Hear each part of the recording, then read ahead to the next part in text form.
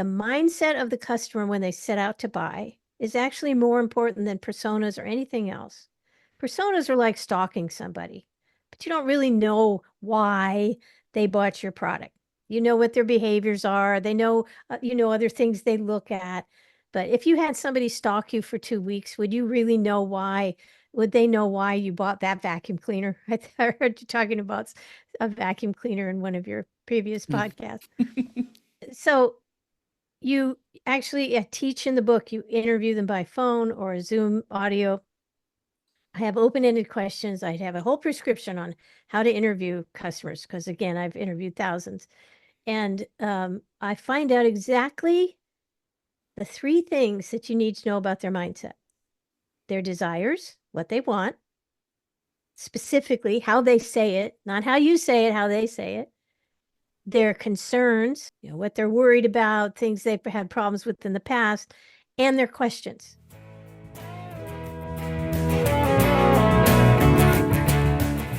Welcome to Gratitude Geek. I'm Candice Rodarty. Today I'm joined by the author of Roadmap to Revenue, How to Sell the Way Your Customers Want to Buy, Kristen Zhivago. Welcome.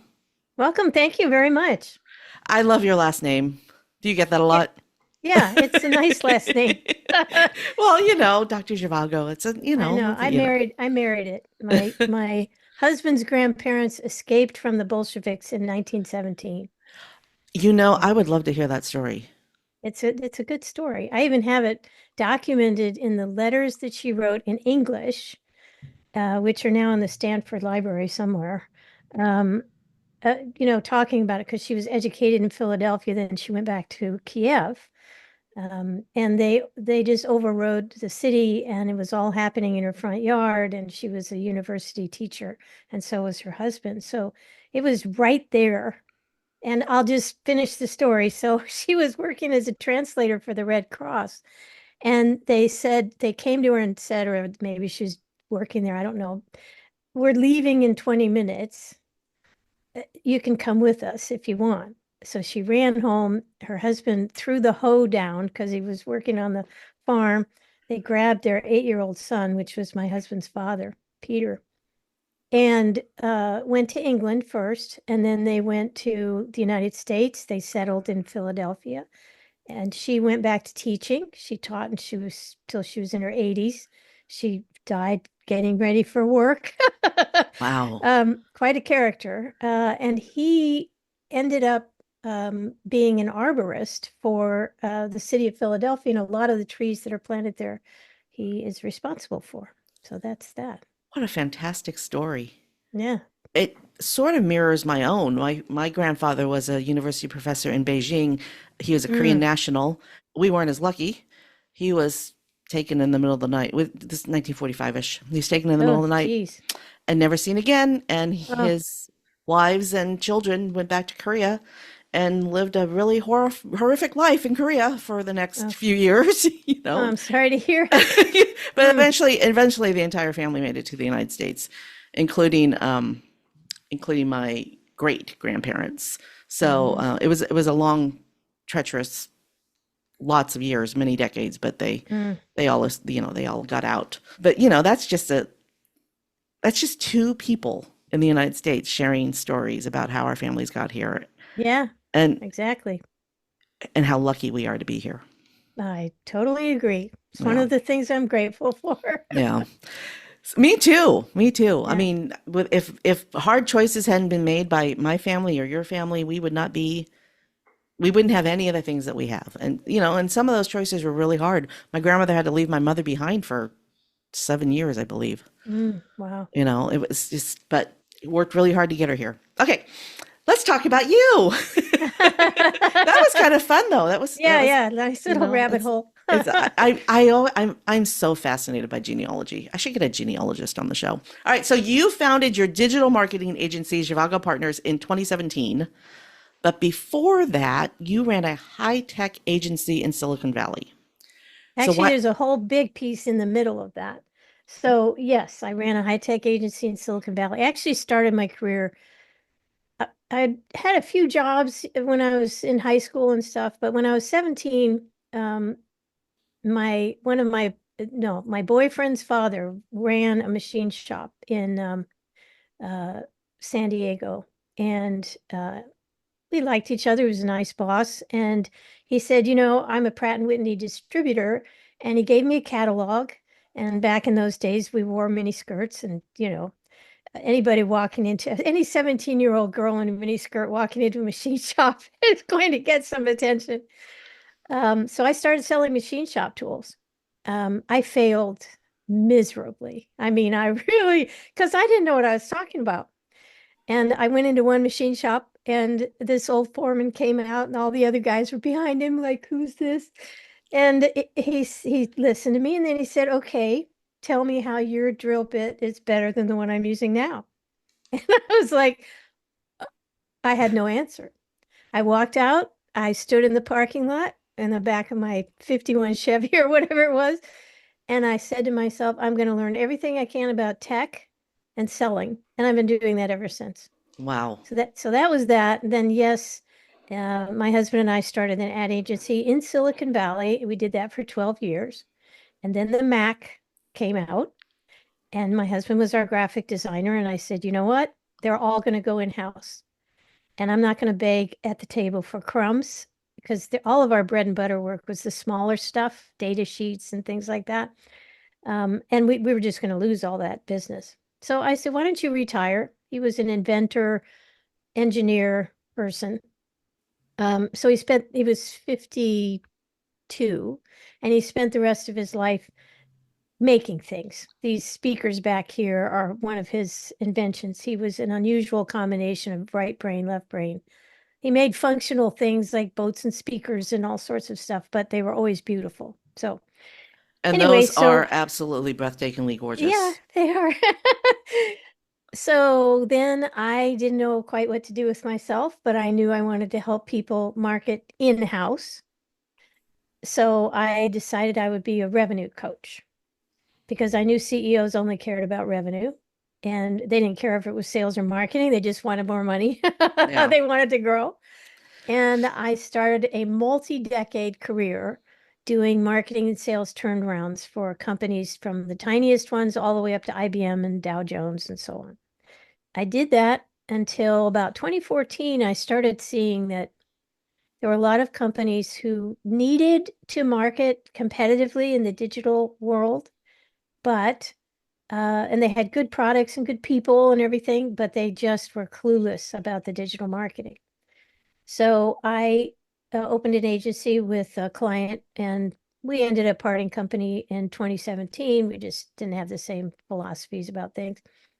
And ever since then, I've been running this agency. I have specialists in all of the digital areas. They're all freelancers. They all work from home. I have some moms and some guys who are traveling the world, and I mean it's just very interesting. But they're all very good at what they do. I've handpicked people who are good with clients and good business people, and interact well with clients. That's why I call it Trivago Partners. It's a partnership. Have And I they? should say one more thing, because I know what your whole thing is. One of my big goals is to make this a safe place for nice people to work. I love that goal. I thought you would. I love that goal. A safe place for nice people to. I would like to make this a safe place for nice people to live. Yeah, But there's a bigger message there, but a much bigger message. yeah. So, have you always been a remote work business since 2017? Oh, sure, since 2017. But even when I started my agency, which was, believe it or not, I know this is going to totally age me, but um, in 1979, I was working out of my home. I mean, it just didn't matter. There was enough, even before the internet, there was enough communication stuff. And my husband and I helped introduce, because I focused on tech. I still focus on tech. Introduce most of what we use today: email, voicemail. I really regret voicemail, but anyway, and all of the other things, all the software, because I was just at the beginning of the PC era. All right, So we kind of grew up with all of that. I can't I can't leave that. Why do you regret voicemail? Oh, huh. Well, it all comes down to I'm writing a new book. And the book is called Love, Leverage, and Logistics: How You and Your Business Can Change the World. And in the first chapter, I talk about the fact that in the movies, they always have this terrible, greedy, selfish, yelling, F word kind of person at the top. And I've worked with hundreds of entrepreneurs and CEOs and interviewed thousands of their customers. And I have to honestly say, I've never seen anyone that bad. Okay. They're usually people, the entrepreneurs are people who feel a need and think they can fill it. It's an altruistic kind of thing. And sure, they have to make money and support their family and all that. But basically, they're not greedy people. They're people who want to be of service and do something good for the world, make a difference. Okay. Hmm. So this idea in movies, they always show this guy after he has completely messed over someone, and I'm skipping all the F words that I could say there. Uh, and somebody says, or the person who's been hurt says, "How could you do this?" And he said, "Well, it's nothing personal. It's just business." And I'm saying in my book, that is the biggest lie that the movie industry or wherever it's coming from has foisted on the public. It is a complete lie. It Yeah. is personal. Yeah. It's all Everything's personal. personal. It's all personal. And voicemail is a barrier between you and a personal relationship with your customer. You How know, do you you, used to be able to call a company and you get this nice, usually an older woman, and she'd, okay, honey, I'm going to connect you to Bob and he'll take care of you. If you have any problems, you know, you call me back. And you felt like you were being taken care of. And now you have to press one for this and two for that. And what if your option isn't listed? And please listen carefully because our menu has changed. And I'm like, yeah, right. It's just a total, it's like somebody comes to your door and knocks and knocks and knocks, and a little voice comes out from the doorbell that says, "I'm sorry, we're too busy to interact with our customers. So if you would just leave a note, you know, we'll get back to you." It's terrible. yeah. Yeah. I don't like to talk on the phone at all. Like either text me or let's do a video. I do not want to talk to you on the phone. And that actually happened. I think it was yesterday. Might have been the day before. I had a one-to-one schedule with a gentleman who runs TEDx. He runs his TEDx event has been running for 16 years. So I was really interested to chat with him. It was just a Yeah. conversation. It wasn't an interview, but he called me and I was like, because I was looking for the Zoom link right in our appointment, and he called me and I'm like, this is just really strange for me. Can we hop on a video? Because I want to see your face when I'm talking to you. Yeah. You know, and I just talking on the phone just doesn't feel good to me, and Mm, leaving a mm. voicemail doesn't feel good to me. You Yeah, know, yeah, of I course. want if I get somebody's voicemail, I hang up and I leave them a text. I send them a text because I just Hmm. think that is a better way to connect and communicate.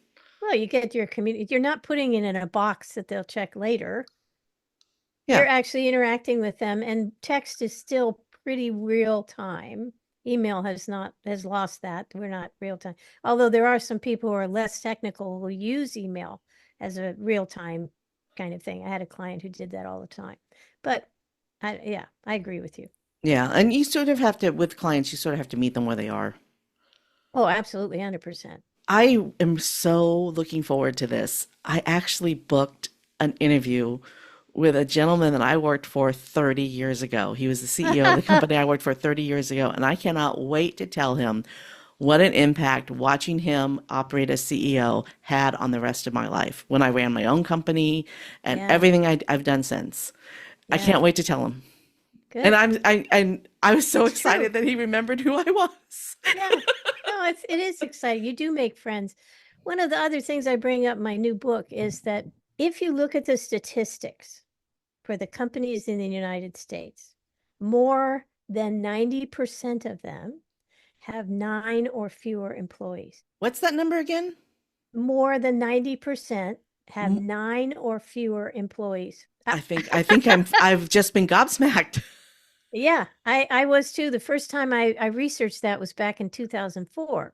And for the book, I've updated it, of course, but You same know, number. a lot of politicians say that this country runs on small business. This country doesn't run on small business. This country runs on micro business. Exactly. Exactly. And the more regulation and all that stuff you have, the harder it is for those of us who have small companies to do our job. It's just irritating and distracting, to say the least.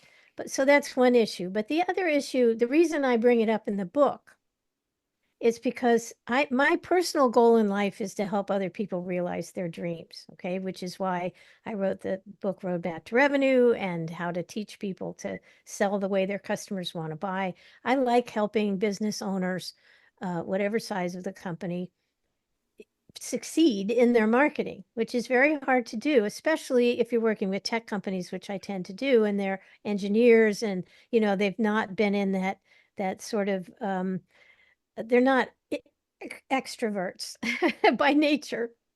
So that's why I got into marketing once I had that 17-year-old experience. But then I realized I liked engineers. I married one. They're very logical, and they have good intentions, but marketing is hard for them. Mm-hmm. So the whole the idea behind the book is that here we have 90% of the businesses in the US being these small businesses where you can actually have solid relationships with your workers. And if every single business owner in the United States said, I'm going to make this a safe place for nice people to work, I'm not going to allow any jerk clients. Now, definitely you have problems with customers who are just kind of retail coming in. That's hard. But if you're coming at it from that love perspective, and love is just taking care of people. That's all it is. Very simple. I was married 45 years, and I can tell you that's the thing. That's it. You can even have a super happy marriage for your whole life if you do that. Just take care of each other. That's it. So you're taking care of your employees, you're taking care of your customers, you're taking care of your partners. And if a jerk shows up, it happens to me sometimes. I have a client who, hired a diva, and we just went, oh, nope, sorry. And another one, a family member got involved and started yelling at us. And I was, oh, sorry. You're Not going to fired. go for that. Yeah, exactly. And my staff loves it.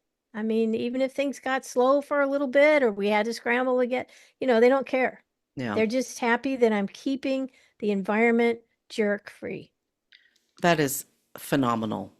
It really does. We actually fired a client once, and we did it because of they were our number one client, but we fired them because the mutual respect. We noticed a crack in the mutual respect from one of the people on staff, not the owner, but it's one of the people on staff, and we just said we can't. That crack is just going to keep getting bigger and bigger. And the very next year was our best year ever. We fired our best customer, and we had our best year the following year. Yeah. Yeah. Self-care, business Yeah. self-care 101 right there. Exact. Very good. That's a very good way of saying it. So it is personal. It's all about people and taking care of people. And we've lost that in the business world. I mean, even at the beginning of my book, here I am, a revenue coach, and I'm talking about love. Excuse me? What are you doing? I think that's the foundation, though. You've got to Yeah. love your job. Yeah. You got to love the Yes. people you work for.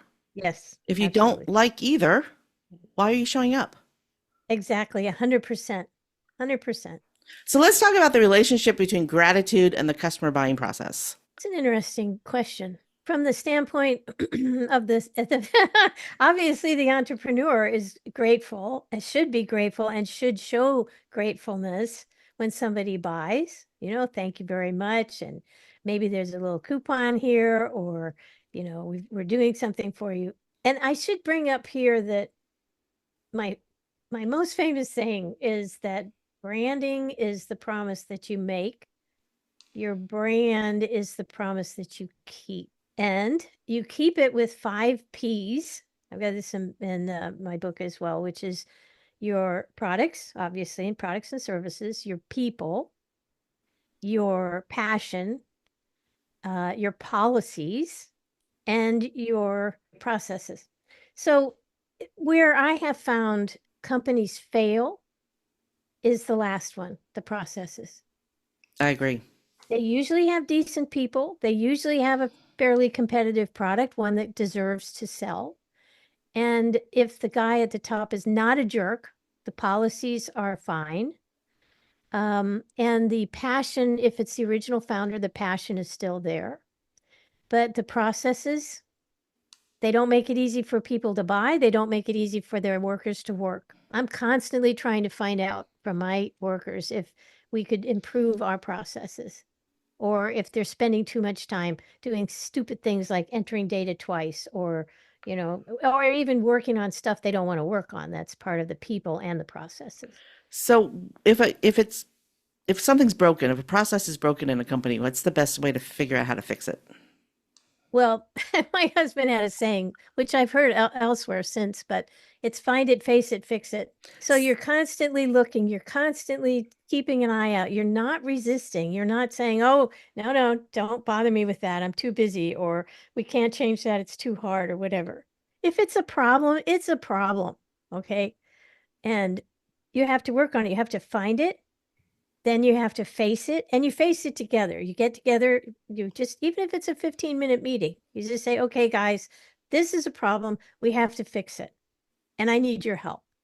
One of the things that has made me a good manager now, I was an okay manager as a revenue coach and doing all those turnarounds. But I've learned, and it's partly because of my marriage too, I don't need to be the smartest guy in the room anymore. I really had a problem with that. And I don't anymore. Now I'm bested by my people all the time. And I give them credit, and I give them this big star in Slack and say, okay, that was good. Because I don't have to be. I'll just ask. So you can't need to be the smartest guy in the room. You have to just go out, hire smart people, and then appreciate them for their ideas. And 9 times out of 10, their idea, the fact that they found it, they may not have the right fix. You have to work together because the other people are involved, and you have to work together as a group to fix a problem. And then you fix it, and then you move on, and you keep looking. You never stop looking. So That let's go back to the gratefulness question just for a second. Is that all right? Oh, absolutely. That's the whole Okay. point. Yeah. So you're grateful to your customers, you're grateful to your employees and your partners. People kind of don't treat their partners very well. So definitely that. So how do we look at that from the customer's perspective? Well, that's easy. You make it easy to find you, easy to understand what you're selling, easy for them to relate. The minute, okay, now I'll talk about something. So I've thought this, I've come up with this concept in the last few years that I call mindset driven marketing. The mindset of the customer when they set out to buy is actually more important than personas or anything else. Personas are like stalking somebody, but you don't really know why they bought your product. You know what their behaviors are. They know, other things they look at. But if you had somebody stalk you for 2 weeks, would you really know why? Would they know why you bought that vacuum cleaner? I heard you talking about a vacuum cleaner in one of your previous podcasts. So you actually teach in the book, you interview them by phone or a Zoom audio. I have open-ended questions. I have a whole prescription on how to interview customers because, again, I've interviewed thousands. And I find out exactly the 3 things that you need to know about their mindset: their desires, what they want, specifically how they say it, not how you say it, how they say it, their concerns, what they're worried about, things they've had problems with in the past, and their questions. Very specific questions. And those are actually things you have to go through in sequence. So when they first come to your site, they have to say immediately, that's me. You understand what I'm dealing with and why I'm frustrated. And then what are their concerns? Okay, you understand me, but do you really understand me? Do you really know what I'm going through and what I've had to deal with, and how I've been disappointed? And then now that you've passed those 2 tests, now I'm going to start asking you very specific questions. How will it work with this? How do you handle this kind of situation? All of that stuff. If you address those, if you know what those are and you address them, your customers will be very grateful to you. They'll want to buy your product and service. And then if you keep your promise after and you treat them nicely and all that, then they'll be grateful to you for that and they'll refer you to other people. That's fantastic. And you never stop being grateful. It's be grateful for through the whole process. I have to tell you a story that perfectly illustrates what you just talked about, and it has to do with vacuum cleaners. I promise you, I'm not addicted to vacuum cleaners. So Okay. my husband and I moved to this new town. We live in a beach town, so sand is a new thing for us. We lived in an area before where we had clay as our soil, and now we have sand we literally have no soil. We only have sand, right? And so we were shopping for a new vacuum cleaner, and I had it in my mind that I'm going to call it out because I'm going to call out the name of the vacuum cleaner I did buy. But I had it in my mind that I wanted a Dyson because marketing and advertising and prior experience had taught me that Dyson made the best vacuum cleaner. It made the best vacuum cleaner for my previous needs, right? But the salesperson at the vacuum cleaner shop after listening to what we needed, showed us a Riker, R-I-C-C-A-R vacuum cleaner, and proved to us that the Riker was going to be a better vacuum cleaner in the sand than the Dyson would be. And we walked out with the Riker. But the salesperson listened to what we needed and sold us what we needed, not what we wanted. And it was, I mean, if we had gone anywhere else, if we had bought our vacuum cleaner at Target, I would have a Dyson today because my brain told me that Dyson was the best vacuum cleaner for me. And I would never have learned about Riker. So That's a wonderful story. I love it because I've been saying for so long now that nobody wants to be sold to. yeah, We want to buy things. We want our questions answered. We want to be educated and treated with respect. But as I said in my book, my Roadmap to Revenue book, is you don't want the car dealer showing up for dinner. Okay. Relationship marketing. I know you've talked about that, and I respect you for it because you talk about building good relationships and everything.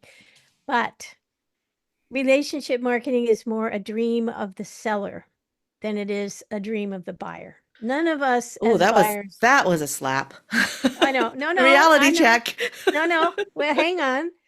As a buyer, when we go out, and I didn't mean to slap you, by the way. As a buyer, when we go out, we don't say, I want to make new friends in the vacuum cleaner industry. We go out and say, I have a sand-based problem now, and I need somebody, a good salesperson who that was, who said, okay, this person needs this. I'm not going to sell. Maybe I'm even making more commission on the Dyson. I don't know. But okay, really, I didn't mean to slap you in the face. No, but it was about education. He took the time to educate us on the features that would serve us best in this new environment. But he listened. He did. He did. He didn't judge you. He didn't try to pitch you on something he wanted to sell. He gave you what you needed. Mm-hmm. That's taking care of you. It's a darn good vacuum. Darn good vacuum. I'm happy for you. I want to tell you another story too, because I think that it illustrates something we talked about earlier, and it popped up in my brain. So I think I need to tell you the story. Remember I told you about that CEO who I booked to be on the show? When I worked for that company, we had a client, and I worked in inside sales. So we had a client that nobody liked. Whenever he would call, whoever picked up the phone would just like, right? Yeah. And so I took over that territory, and I decided that I wasn't going to let him make me feel that way. I was arrogant. I was in my very early 20s. I was very arrogant. So I thought I could do this, right? And I just killed him with kindness. Every time he called, I would say, oh, it's so nice to hear from you. How are you doing? How's the weather today? I mean, I just killed him with kindness, right? Every year after that, I got a Christmas present from him.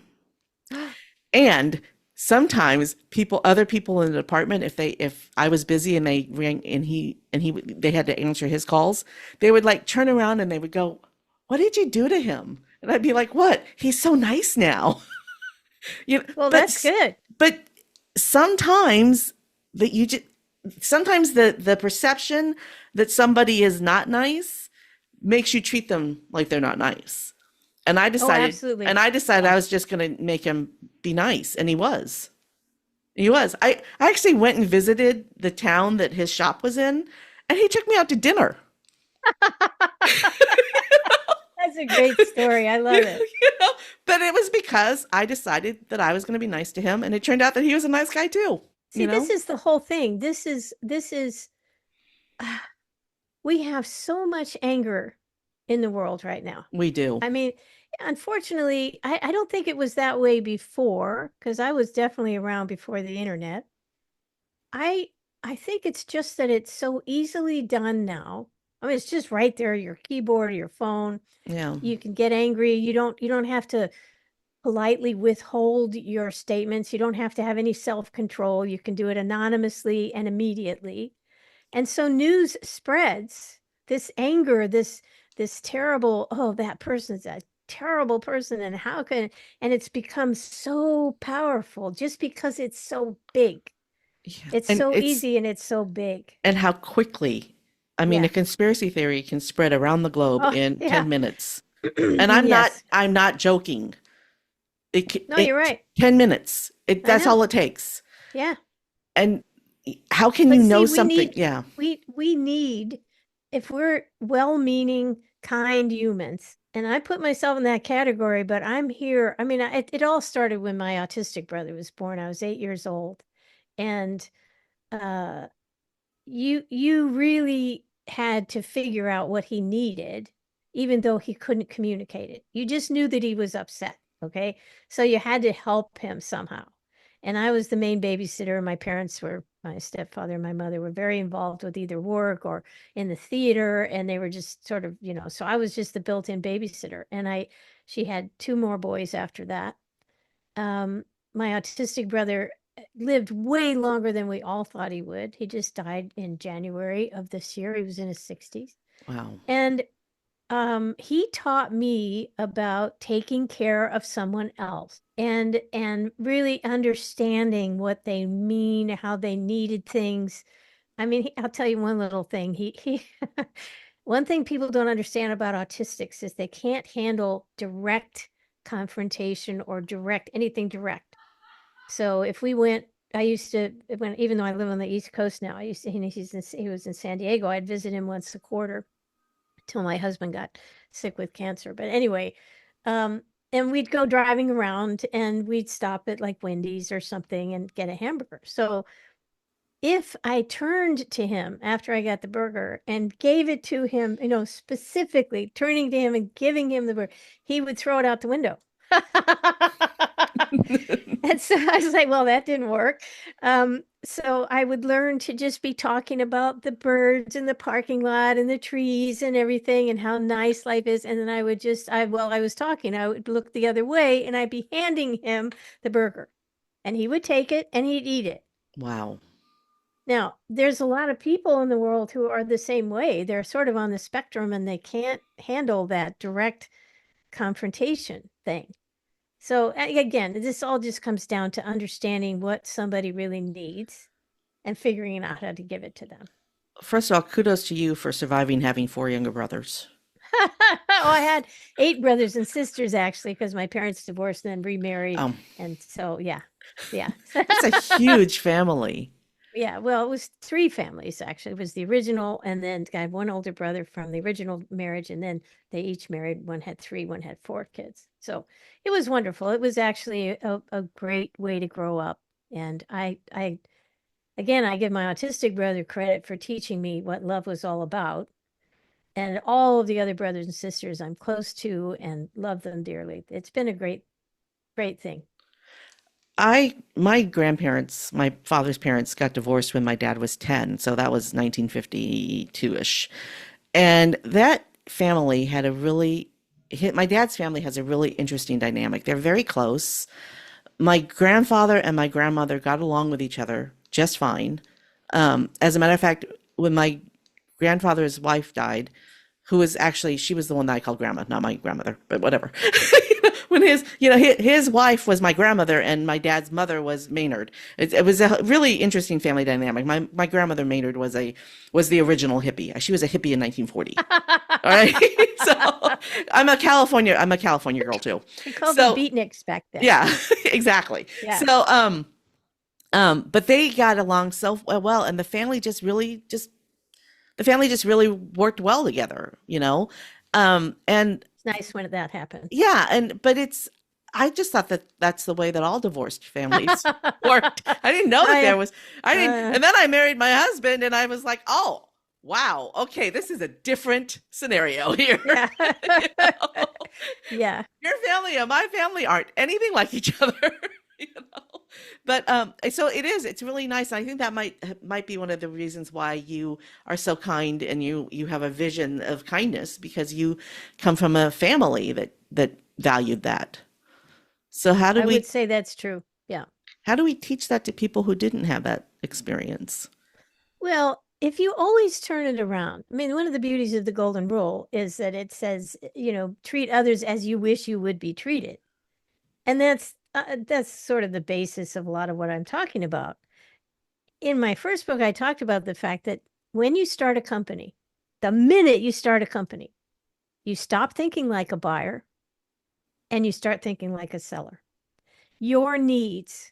I need to make money. I need to pay my people. I need to figure out this problem and I need to beat my competition and all of this. I. All right.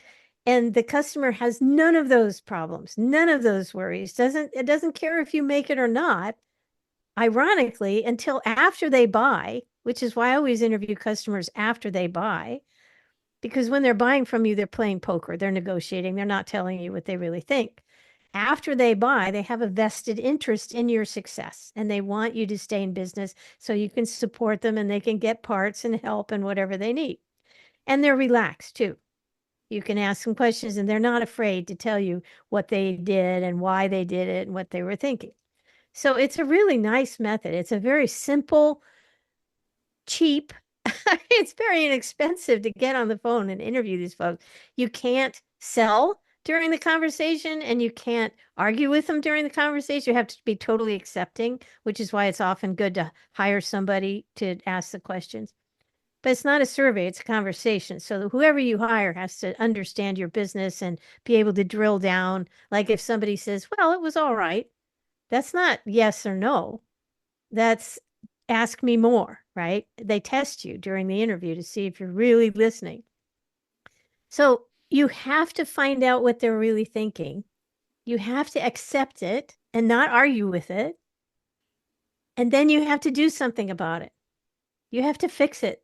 Mm-hmm.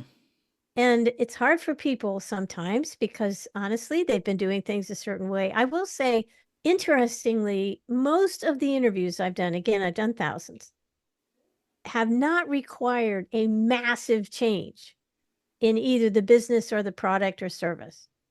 It's usually how it's presented, how it's marketed, how it's serviced. It's all things that are relatively easy to fix.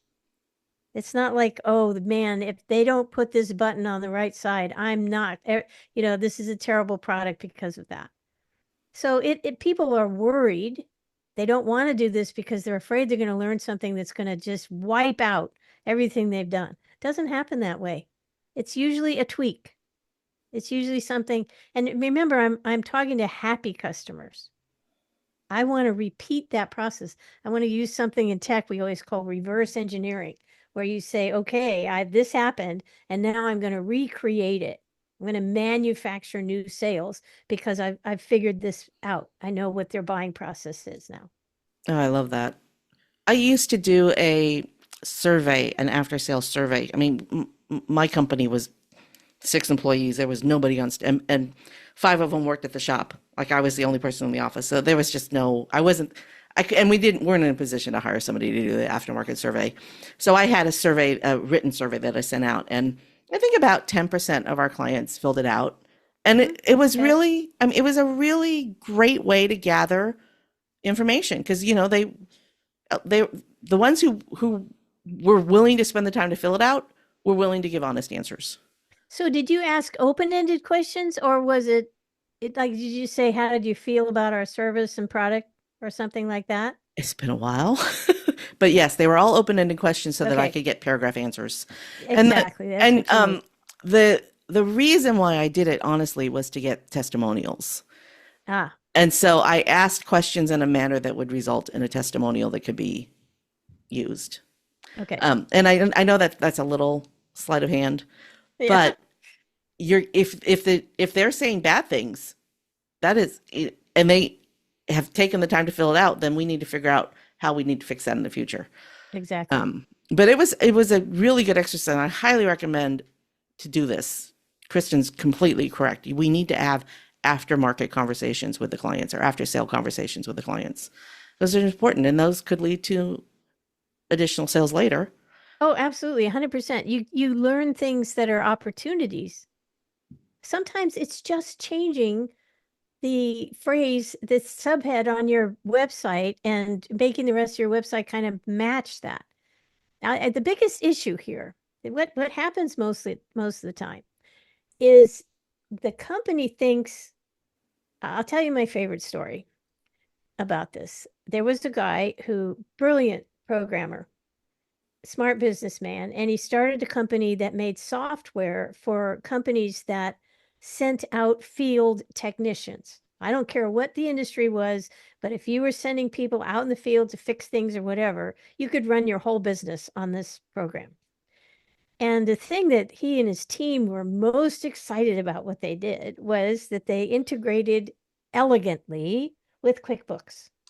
It was hard to do it as elegantly as they did. So for them, that was like the big thing. They called the company Pioneer Interactive, I think. And that didn't tell them, and that didn't position them in any way. So I went out Yeah, and interviewed their that name means customers. nothing actually. Exactly. Yes, I know. There's a lot of that going around, especially with names being taken up, by .com. You can't find the name you want, kind of thing. Anyway, so I went out, interviewed his customers, and they said, I don't care about everybody integrates with QuickBooks. All of their competitors integrate with QuickBooks. To them, it was what I call a baseline industry promise, which is boats are supposed to float, airplanes are supposed to only hit the ground when you're landing, those kinds of things. Restaurants aren't supposed to poison you and all of that. It was a baseline industry promise. No big deal. Everybody does it. They didn't appreciate the elegance of the solution, okay? Much to the disappointment of the owner, but we made up for it. So I said, well, what is it then? Why did you buy this particular? Oh, because I'm a small business. I hate duplicate entry. All small business people hate duplicate entry. And this program, when you first talk to the customer and you enter the data in, their address and all that stuff, it automatically populates all the other parts of the program.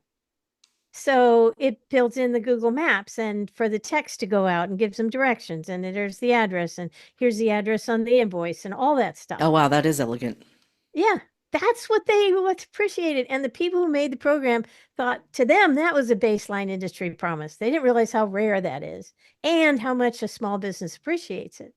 So it It's came back. still rare. Yeah, I know. It's a promise the computer industry has been alluding to making since the beginning of the PC, and we're still not there. I mean, that was 30 years ago or whatever it was. Crazy. So, or 50 probably at this point. Anyway, so we renamed the company to Field One. Like you enter it once, it goes everywhere, and it's a field out in the field kind of thing. Number one in Oh, its field. field as in field in the form and field out in the field. What a great name. Yeah, it was just perfect. And then uh that was enough what they needed. They got the whole thing repositioned. They pushed the idea of, populate everywhere. He ended up selling the company to Microsoft for many millions of dollars and worked there for a while. Very happy.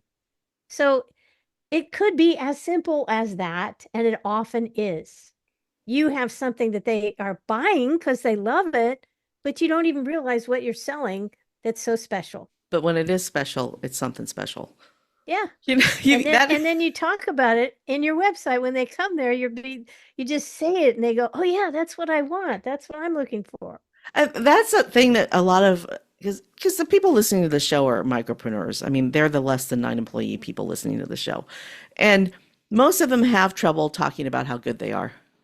Oh, absolutely. Yeah, that's a big problem. I Especially if know you're it's I technical do. and you're humble. Yeah, it's Yeah, hard. yeah.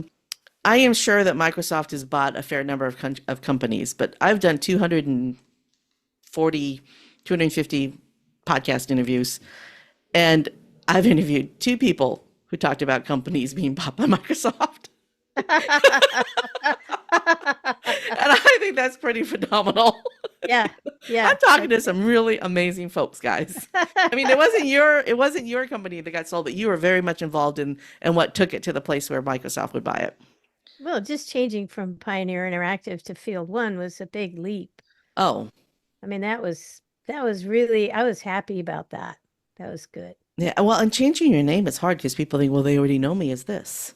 Yeah, but once they when once we agreed on that name, yeah, Yeah.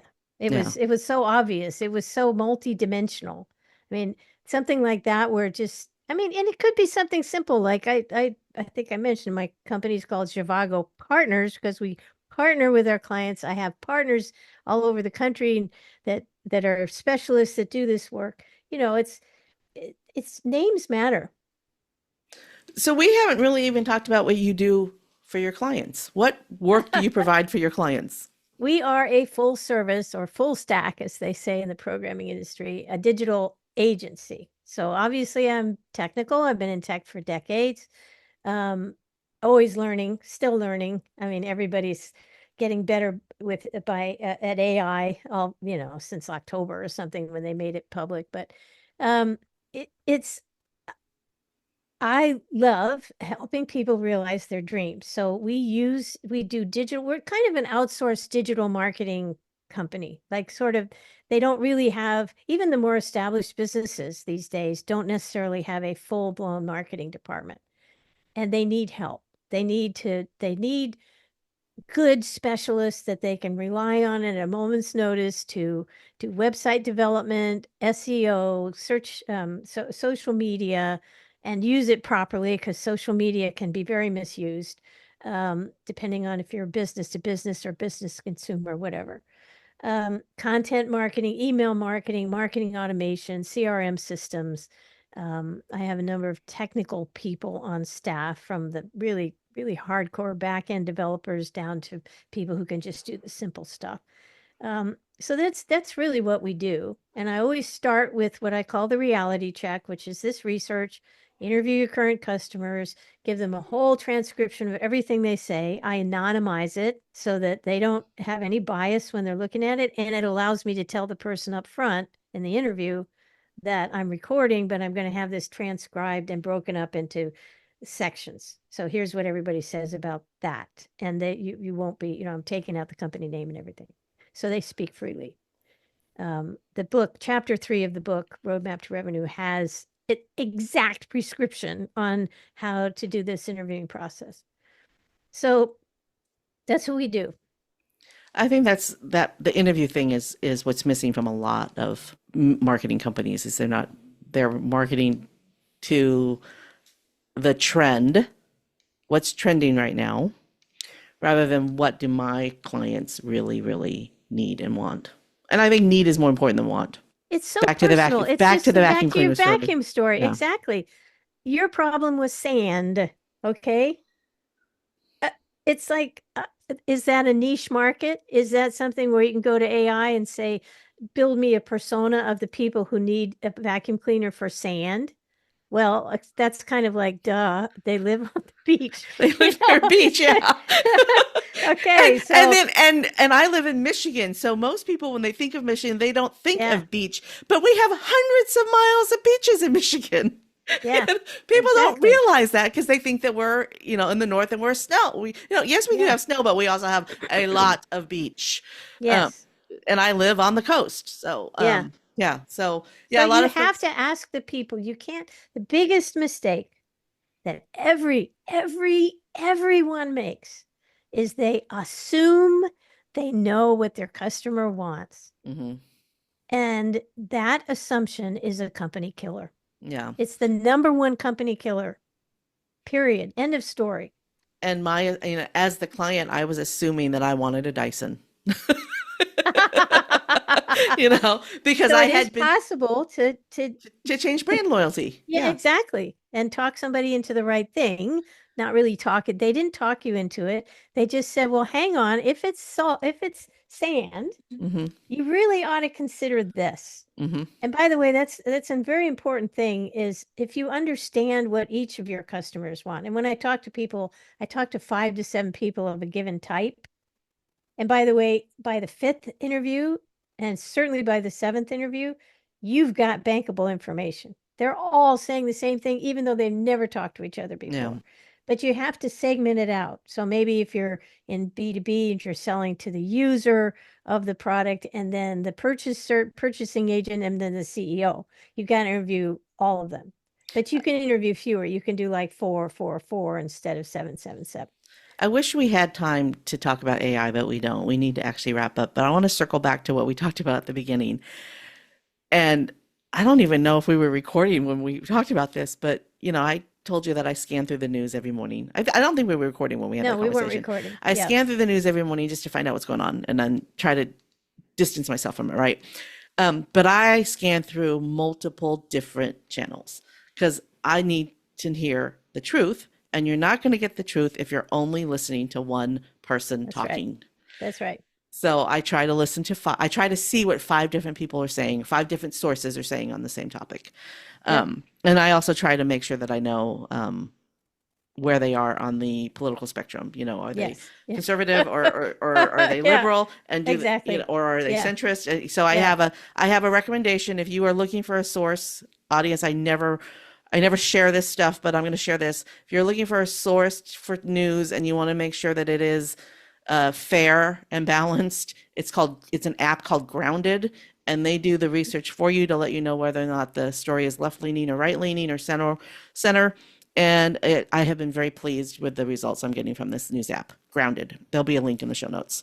So bringing that back, I wanted to circle back to that because it's not just, and no matter what you're doing, market research, politics, sales, come at it from get more than one opinion. Medical, you need to always get more than one opinion. So Yeah, and in this case, the only opinion that really matters is your customers. That's the most important opinion of all the opinions in your business. you're absolutely correct. Kristen Givago, this is your moment of gratitude. For whom or what are you most grateful? Oh, I'd have to put 2 people on that list. To Michael, my autistic brother, and then my husband. We were best friends and in love until the very moment he died. And he taught me so much. He really helped me be the best I could be and appreciate, I learned how to love someone deeply and properly. And it's going to be with me the rest of my life. And I'm trying to help other people have the same kind of happy marriage as much as I can. Thanks for tuning in to Gratitude Geek, the podcast for grateful micropreneurs building genuine, lasting relationships with clients, colleagues, and community. Our theme music is track 14 by Rev Brock and Soul Lily.